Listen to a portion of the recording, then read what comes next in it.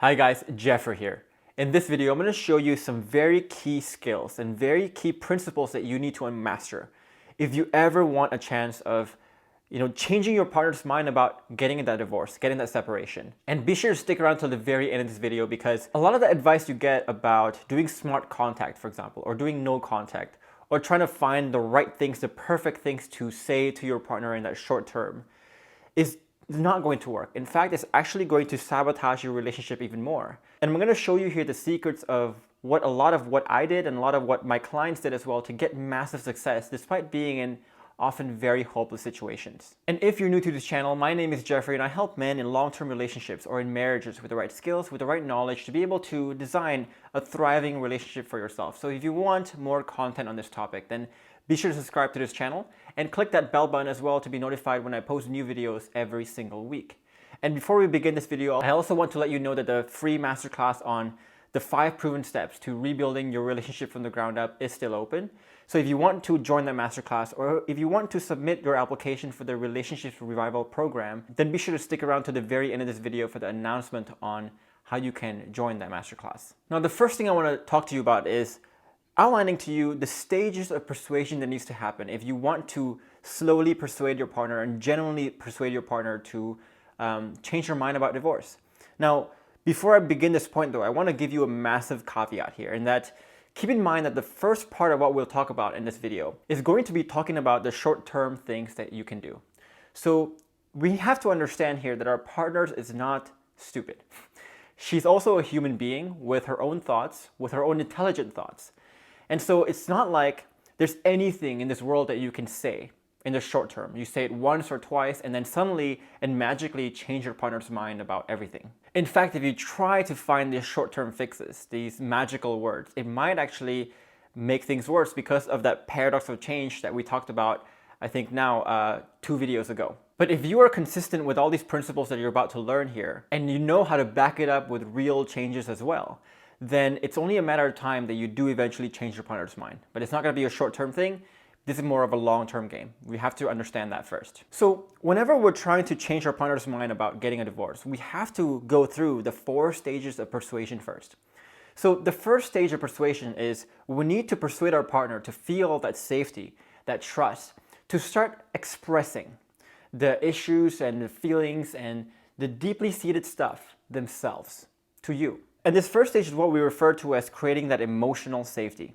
Now, the second stage that we have to do is once we create emotional safety here, we have to persuade our partner to begin seeing and begin even being open to even witnessing the changes that we have, the changes in the relationship. And the second part, the second stage is what we refer to often as psychological safety. Now, let's go to the third stage. The third stage, once we have the first 2 here, is we have to persuade our partner to feel that safety and trust, to begin now feeling those changes that we experience. So not only just seeing and observing it, but feeling it internally as well. And this is when this graduates to that admiration stage. Now let's go to the 4th stage, which is creating that feeling of safety and trust to start considering and discussing the win-wins, the future win-wins with you as well. And this is the 4th stage, the 4th pillar when we talk about goal alignment. And so if you've been following me for a while, you will have known this 5 pillars that we talk about, the 5 stages of saving your relationship. And this is why the 5 pillars are structured and configured the way they are, because it follows the natural progression of how a relationship should be built and the stages of how you slowly persuade your partner to slowly change her mind as well. And you can also see here why I gave you the caveat early on, which is that you cannot climb these stages all in a few conversations. This is a process that will take many conversations and sometimes many, many months of working on this to persuade your partner on the different layers of safety and trust. So now that we understand the stages of persuasion there, we need to also understand the basics of what persuasion actually means. So if you talk to a lot of people and you talk to them about persuasion and you ask them, what do you think makes a good persuader or makes a good persuasion? Most people will tell you that this is about finding the perfect magical set of words that will just convince anyone. It's a set of logical explanations, logical arguments, and so on. Yes, while a small part of persuasion is about finding these magical words, yes, But what people don't realize is that this is actually a very tiny part of what it means to persuade someone to do anything. So if that's not persuasion, what is real persuasion then? Well, real persuasion is really about making the person you're trying to persuade feel more understood, more acknowledged, like you understand them better than anyone else can understand them, or sometimes even better than how they understand themselves. Now, this might seem a bit odd for a lot of you who are new to this principle. So let me give you a couple examples here. Let's say that you are sick right now and you don't know what you have. And you go to 3 different doctors to get different opinions. Now, one of these doctors, he was able to not only diagnose you much better, in much better detail than the other doctors can, but he was also able to kind of put himself in your shoes and describe what you feel, what your experience is like, what your life is like, what the pain feels like, and so on. This doctor can really make you feel deeply acknowledged, deeply understood, better than the other 2 doctors can. Now, none of these doctors are giving you any remedies, any ideas of what treatment you can get, and so on. But naturally, because that one doctor was able to diagnose you and make you feel deeply acknowledged, you're going to feel safety and trust for that doctor as well. And the same thing, many of you may be watching my videos because you feel like my videos speak to you. They speak to understanding what you experience, what you feel, the challenges that you have. And because I make you feel understood, you're going to feel that natural safety and trust for me as well. So really, this is the massive part of persuasion. If you are able to learn the skill of making someone feel deeply understood, then you are actually 90% of the way to being better able to persuade your partner to consider your point of view, to feel that safety and trust for you on these different layers that we talked about. So if we understand that principle about persuasion, then let's give some examples here of what persuasion actually sounds like in a real life setting, when you're in a difficult spot in your relationship. So we have to understand here that the start of persuasion is your skill to be able to summarize and convey your understanding of people's experiences in a much deeper way. Not only should you be able to express the understanding of whatever she's expressing, whatever she's experiencing mentally, physically, and emotionally, but you should also try to use your own experiences, your own understanding to convey just how much you understand. So to give you 2 examples here, let's say the first example is your partner just told you some very tough truths about the past of the relationship. Maybe the tough truth could be that she's giving up on the relationship because she thinks you're controlling, she thinks you're judgmental, she thinks you are a bad listener and that you will never change. Let's say that's a tough truth she's expressing to you. In this case, you might say something like, hey, partner, thanks again for telling me your true feelings about the past of the relationship and how hopeless you feel. I think I want to start this by saying that these are the kinds of expressions that I actually want to hear more about. How unhappy you feel and how things have been so hopeless in the past. And I want you to feel like, even though it's difficult for you to express something, that you can express it to me at the very least. I want to let you know here also that I've been in positions in my life where there were some controlling people around me. Like, I remember working for this person one time, and this person was so controlling. Like, everything I said, before I even finished my thought, I could already see her face, and she was trying to judge me for everything I do. And not judge my ideas, but just judge my character as well. And I can tell that at that point in time, when she already judged me, she wasn't listening. And I remember at that point, I felt it was so impossible for me to ever express my ideas, to talk to that person. There was this big resistance, big wall, big inertia for me to even approach that person. Sometimes this inertia was so big that, I would have a thought and I knew I should express it, but I don't even express it because I don't even think about expressing it because of the subconscious resistance that I have about this person. Is that kind of how you feel? So here, notice that I'm really taking my time to deeply summarize and showcase my understanding of her feelings, of her expressions, of the tough truth that she just expressed to me. And if she says no to this, it's not really what I'm feeling, then you can go back and say, hey, let's dig deeper. But if she says yes, then that's when, now after you have made her felt deeply acknowledged, that's when you suggest your solution to someone. So you might say, for example, you might use the old self, new self framework that we learn in the program. So you can say, for example, yeah, I realized that. And I realized that that was my old self. And here's my implications to my old self. Here's what I'm learning now. Here's my new self that I'm trying to become. And here's what I hope my new self will get to. Now notice here that if I say this old self, new self in the beginning, before I create the rapport, there's a much less likelihood, much lower likelihood that she will even listen to any single word I say. But because I staged this, I framed this by first creating that rapport, making my partner feel understood and acknowledged, showing her that I fully understand where she's coming from, that changes the whole picture completely. You can see here how what you're about to say next, which is the old self, new self, will be taken much more easily by your partner at that point in time. That is, again, the secret to persuasion, is first making people feel deeply acknowledged and deeply understood. Now let's have another example here where your partner's not really giving you a tough truth, but she's just stonewalling you outright.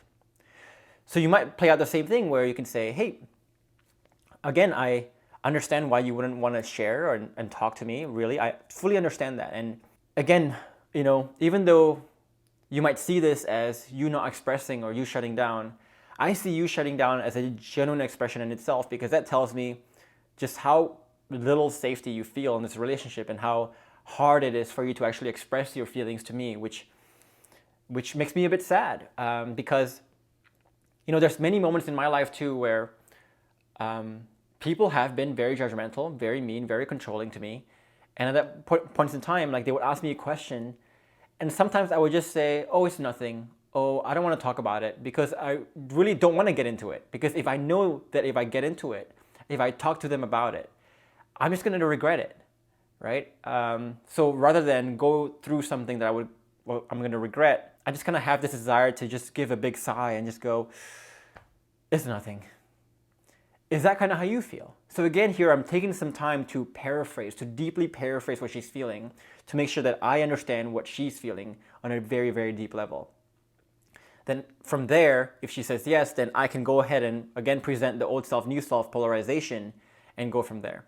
And again, if I take the time to deeply acknowledge my partner in that way, whatever I'm going to say next is going to be taken much more easily by my partner. So this is just one example of the many, many different frameworks that you can use, that you can learn in our program, that can teach you really how to turn literally every single negative into a positive. And usually once people realize this first principles of persuasion, that's when people realize also that they're literally drowning in a sea of opportunities and they don't even know it. And so this is also how our clients can reconcile despite being in very, very hopeless situations often. And despite being in a position where they have very little or no contact, or their partner is stonewalling and telling them they feel extremely hopeless and they won't come back no matter how much they change. And so it's a shame when I see people give up on their relationship too early, because there's actually a lot of hope and they're drowning in the sea of opportunities, but they don't see it because they're kind of limited by the little bubble of knowledge that they're in right now. And now the execution of this is actually the easy part. The hard part is actually finding the right mindset and developing the right ways of thinking so that you can understand how to deeply acknowledge and make someone else feel deeply acknowledged by your words. And there's really 5 pieces of mindsets that are crucial if you want to develop the skill of being able to persuade someone by making them feel acknowledged. So the first skill you need to have is what we call the bulletproof mind.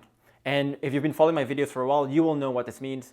This is basically your ability to manage the way you interpret your world, interpret events, so that you can not only be poised enough emotionally to stay calm, but also poised enough for you to play out the frameworks. And this is crucial because without this, you can never see that you're actually drowning in a sea of opportunities. You're always going to be seeing everything as a threat. So in that example, for example, if you are not able to see and interpret your partner stonewalling in a proper way, there's no way in heck you're ever going to turn that from negative into positive. There's no freaking way. So the first part, again, is the bulletproof mind. But then we go to the next part, which is what we call the antithetic experiencing. This might sound like a mumbo-jumbo word to you, but this is about basically your ability to explore different experiences, to widen your band of operation, to become more like water, where you can explore and understand and deeply understand different aspects, different experiences in life. And so the problem with people's lives and why a lot of people struggle to understand other people and to make other people feel deeply understood is that most people's band of operation is very, very tiny. So if you imagine a circle here, the band of operation is this tiny, tiny circle right here. So for example, if you define yourself as introverted, then you might only do introverted things for the rest of your life. There's some people who live a certain way and who are only willing to live a certain way, who are willing to be open to certain ideas, explore certain philosophies, explore certain experiences, and they limit themselves to this tiny bubble that they're in. And so if your bubble is this tiny, then you're going to be struggling to understand the experiences that people have outside of the circle. Whenever your partner is expressing something to you, or she's talking about something to you, talking about her emotions, talking about her experiences, it's just going to go right over your heads because you can't relate to anything that other people are feeling because you're stuck in this tiny bubble. And if you cannot even understand and relate to what people are feeling, then you cannot ever make someone feel deeply understood or deeply acknowledged. So the way I live my life and the way I teach all my clients to live their lives is to become more empathetic. So this is when you're not just exploring the hypothesis of what your life is, but you're also expanding your circle to find out what you don't know, to find out what you're missing, to find out what you're not familiar with. So what we're doing here again is that we're expanding this band of operation here. We're expanding our knowledge, experiential knowledge of life in general. So now if people express something to me, there's very good odds that I felt the very same thing that they've felt. I've experienced this very same thing that they've experienced. If my partner tells me, for example, that she feels a bit down in the dumps today, I know exactly what down in the dumps feels like physically, emotionally, mentally, experientially, and I can describe that to her better than often how she can describe it herself. And again, because I can do this, I'm becoming really good at the skill of persuasion naturally. Now, the third thing that you need to be able to do is to become a better observer of your own sensations. So this is your ability basically to take the time and space to truly observe the feelings you're feeling, the sensations you're feeling without judgment or without really worry or concern or anxiety. So previously we talked about this antithetic experiencing, but honestly, antithetic experiencing is not going to do you much good if you never take the time to actually observe what it actually feels like. So a great example of this is again the stonewalling example.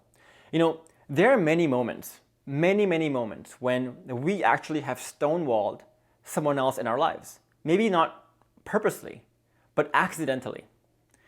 And we stonewall other people because other people make us feel the lack of safety. We don't feel safe expressing something to that person. We probably stonewall members of our family, people we work with, our friends. Again, not on purpose, but because we just feel either the lack of safety, the lack of trust, or maybe the lack of ability to explain a very complex idea to our partners. But if you look at the world today, right, everyone is very quick to say stonewalling is an abuse. Oh my gosh, it's an abuse. You need to stop that right away. You need to leave that relationship right away. Because I think a lot of people have never taken stock, have never taken the time and space to actually observe the lack of safety that they feel sometimes and observe the fact that they do stonewall sometimes. And most people never take the time to actually take stock of what stonewalling actually feels like, the lack of safety feels like. And so whenever other people stonewall them and they tell them that they don't feel safe, they feel controlled, they have no idea how to relate to this because they've never actually observed the sensations, the feelings that they've felt themselves. So again, because we not only are exposing ourselves to antithetic experiences, but also taking a lot of time to observe the sensations that we feel. Again, now, whenever people are even stonewalling me, I fully understand how that feels, how they feel, and I can describe it to them in a really deep way, and often that persuades them to feel that safety and trust for me and get him and break him away from stonewalling. Now, the fourth skill, the fourth mindset shift that you need to understand is your ability to be able to see the forest and not the trees. And this is about really getting good at not taking everything that people say at face value, but understanding the underlying root reasons behind it. So for example, if I come home late and I, let's say, forget to tell my partner that I was coming home late for dinner, and she got really upset at me for not telling her that I wasn't coming home on time for dinner. If I'm lost in the trees, I would think that the conversation is really about, I didn't tell her I was coming home late for dinner. And we would get stuck on that, we would fight about that, we would argue about that, and I would miss the point completely.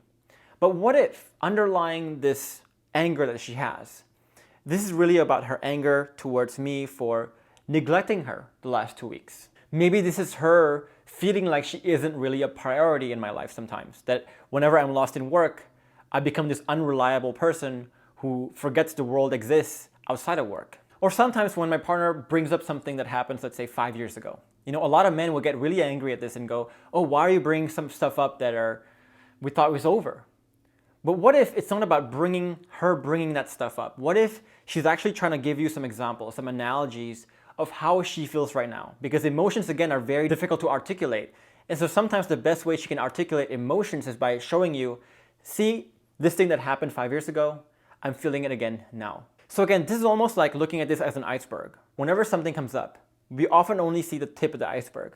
But we have to understand how to see that forest, how to see the root core behind things. What is she actually expressing to me? And for me to be able to go that deep. Now, the final thing that good persuaders have is what we call the farmer's mindset, not the hunter's mindset. And so, you know, people who are good at persuading understand that while logically someone can understand something in one conversation, it often takes a lot of time, sometimes even months, for someone's feelings to really catch up. And people who are good at persuasion also understand that, you know, you cannot control the speed at which someone's emotions catches up to their logic. And in fact, they understand also that the more you try to control that, to speed up the process of the emotions catching up, the worse it gets. It's almost like that reverse psychology thing. So good persuaders are really farmers. They're not hunters, in the sense that they understand that they can only plant seeds.